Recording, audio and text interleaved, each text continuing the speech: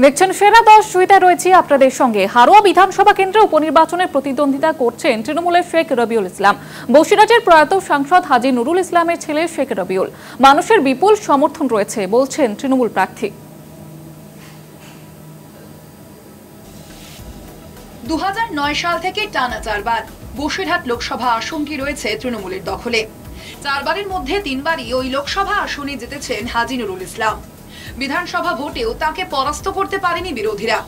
লড়েছিলেন 2016 এবং 2021 হারোয়া বিধানসভা ভোটে। সম্প্রতি প্রয়াত হয়েছেন হাজী নুরুল।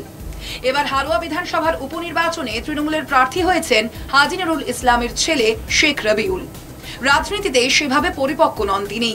আমরা আশা করছি, আমরা মানুষের উপরে ভরসা করি, মানুষকে বিশ্বাস করি, ভালো একটা রেজাল্ট হবে, মানুষের জনমত হবে। কিন্তু কতটা হবে কি হবে এটা সম্পূর্ণ মানুষের। ঘুরছেন কি দেখছেন? খুব ভালো সাড়া উচ্ছ্বাস। এখানে সব কর্মীরা আছে, নেতৃত্ব আছে, ভীষণ ভালো, খুব ভালো রেজাল্ট হবে। ভোটে জিতলে কি করবেন রবিউল? তার বাবার দেখানো পথেই হাঁটতে চান তিনি।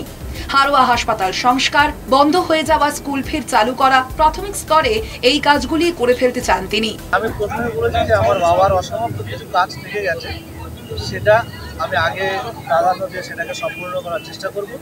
সাথে সাথে আমরা মানুষের কাছে যাচ্ছি, তাদের কিছু দাবি দেওয়া শুনছি, সেই মতো আমরা চেষ্টা করবো সেটাই। এই কেন্দ্রে রাজ্যের শাসক দলের গোষ্ঠী বিবাদ রয়েছে দাবি করে থাকেন বিরোধীরা। তবে রবিউল জানাচ্ছেন কোনো গোষ্ঠী বিবাদ নেই, যা ছিল মিটে গিয়েছে অনেক আগেই। হারোয়া বিধানসভায় গোষ্ঠীদ্বন্দ্ব বলে কিছু নেই, কিছু বোঝাবুঝি ছিল আগে, সব ঠিক হয়ে গেছে। এখন দেখুন না, সবাই নেমে কাজ করছে, প্রত্যেকটা কর্মী, প্রত্যেকটা নেতৃত্ব, সবাই দলের জন্য। দেখুন ওরা দল করেন মমতা বন্দ্যোপাধ্যায়কে দেখে, রবিউলকে না। অতএব মমতা বন্দ্যোপাধ্যায়কে ভালোবাসেন, মমতা বন্দ্যোপাধ্যায়কে দেখে দল করেন, তারা সারাক্ষণ দিন রাত অবিরাম কাজ করছে। সব মিলিয়ে সংশ্লিষ্ট আসন থেকে জেতার ব্যাপারে বেশ আশাবাদী রবিউল। পাশাপাশি বসিরহাটের সাংসদের প্রয়াত হওয়ার বিষয়টিও তাঁর মেজপুত্রকে ভোটে অনেকখানি মাইলেজ দেবে বলে মনে করছেন রাজনীতির কারবারিরা। ভক্তিদের রিপোর্ট, কলকাতা টিভি। অন্যদিকে জমে উঠেছে তালডাংরার ভোট যুদ্ধ। একদিকে রাজ্যের শাসক দলের প্রচার অস্ত্র যখন লক্ষ্মীর ভান্ডার, কন্যাশ্রী, রূপশ্রী, অন্যদিকে আরজিকর আবহে বিরোধীরা হাতিয়ার করেছেন রাজ্যের নারী সুরক্ষার বিষয়টিকে। 13ই নভেম্বর রাজ্যে 6টি বিধানসভা কেন্দ্রে উপনির্বাচন। এই তালিকায় রয়েছে তালডাংরা বিধানসভা কেন্দ্রটিও। গত লোকসভা ভোটে বাঁকুড়া থেকে জিতে তিনি এখন সাংসদ। তার ছেড়ে যাওয়া আসনটিতে হচ্ছে উপনির্বাচন। জোর কদমে চলছে প্রচার। তৃণমূল থেকে বিজেপি, সিপিএম কেউ এতটুকু মাটি ছাড়তে রাজি নয়। তৃণমূলের মিছিলে হাঁটছেন মহিলারা, তাদের হাতে প্রতীকী লক্ষ্মী ভান্ডার। তবে তৃণমূলের দাবি, শুধু লক্ষ্মী ভান্ডার কেন, সবুজ সাথী, রূপশ্রী, কন্যাশ্রীর মতো মমতা সরকারের একাধিক জনকল্যাণমুখী প্রকল্পের সুবিধা পাচ্ছেন মহিলারা। আরজিকরের ঘটনার আমরা তীব্র নিন্দা করছি। আমার সর্বোচ্চ নেতৃত্ব, রাজ্যের মুখ্যমন্ত্রী মমতা বন্দ্যোপাধ্যায় এবং আমাদের নেতা অভিষেক বন্দ্যোপাধ্যায়, তারা দুজনেই ক্যাপিটাল পানিশমেন্টের দাবি করেছেন একদম যেদিন ঘটনা ঘটেছে তারপর দিনই। তা তৃণমূল কংগ্রেস সেখান থেকে সরছে না, সরছেন বিরোধীরা।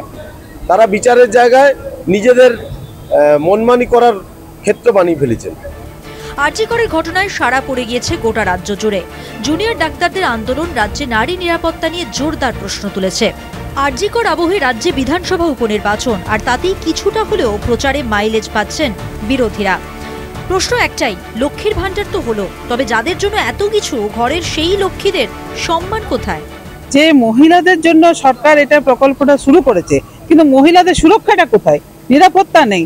আরজিকরের ঘটনার পরবর্তী সময়তে রাজ্যের বিভিন্ন জায়গাতে আমরা দেখছি যে প্রতিদিন একদম প্রত্যেকটা জেলাতে, আমাদের বাঁকুড়া জেলাতেও ঘটেছে, নারীরা রেপ হচ্ছে, রেপ হয়ে খুন করে হচ্ছে, প্রমাণ লোপাট করে দেওয়া হচ্ছে।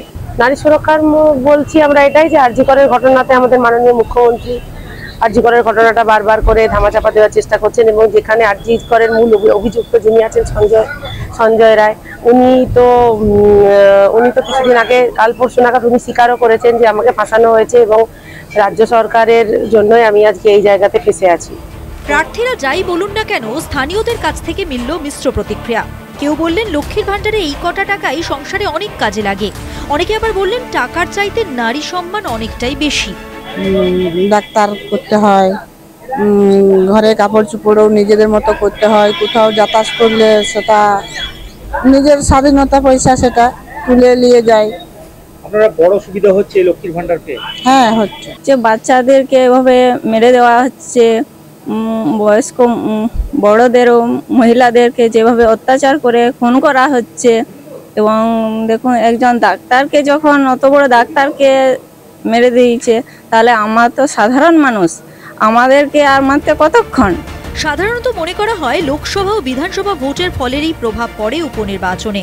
বিধানসভা ও লোকসভা নির্বাচনে যে দল ক্ষমতায় আসে সেই দলের উপনির্বাচনে ক্ষমতা ধরে রাখার প্রবণতা বেশি থাকে।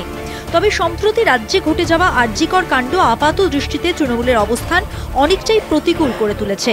এই পরিস্থিতিতে মানুষ তৃণমূলের উন্নয়নে ভরসা রাখবে নাকি আরজিকরের ঘটনা সব হিসেব বদলে দেবে, তা এখন কেবল সময়ের অপেক্ষা।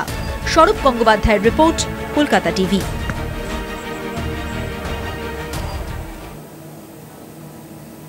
প্রচারের ময়দানে বিস্ফোরক মন্তব্যের জেরে বিতর্কে শাসক এবং বিরোধী উভয় শিবির। ইঙ্গিতে সাধারণ মানুষকে হাতে অস্ত্র তুলে নেওয়ার কথা বললেন বাঁকুড়ার বিজেপি বিধায়ক নীলাদ্রি শেখর দানা। পাল্টা তৃণমূল নেতারা বিজেপির কলিজা খুলে নেওয়ার হুমকি দিয়েছেন। জমে উঠেছে বাঁকুড়া জেলার তালডাংরা বিধানসভা কেন্দ্রে উপনির্বাচনের প্রচার। ময়দানে বিস্ফোরক মন্তব্যের জেরে বিতর্কে জড়ালো শাসক ও বিরোধী শিবির। তালডাংরায় দলের রাজ্য সভাপতি সুকান্ত মজুমদারের উপস্থিতিতে এক নির্বাচনী সভায় বিধায়ক নীলাদ্রি শেখর বলেন, দুবেলা খেয়ে একবেলা খাবারের টাকা মজুত করে সেই সমস্ত মানুষকে চিনে রাখুন। ওই মঞ্চ থেকেই বিজেপির রাজ্য সভাপতি সুকান্ত মজুমদারের মন্তব্য, এবারের ভোটে লড়াই তৃণমূলের সঙ্গে না, লড়াইটা হচ্ছে পুলিশের সঙ্গে। একবেলা খাবারের টাকা আমরা মজুত করে আমাদের একটা একটা করে যন্ত্র কিনে রাখতে হবে। কি যন্ত্র বলছি সেটা আপনারা নিশ্চয়ই বুঝতে পারছেন।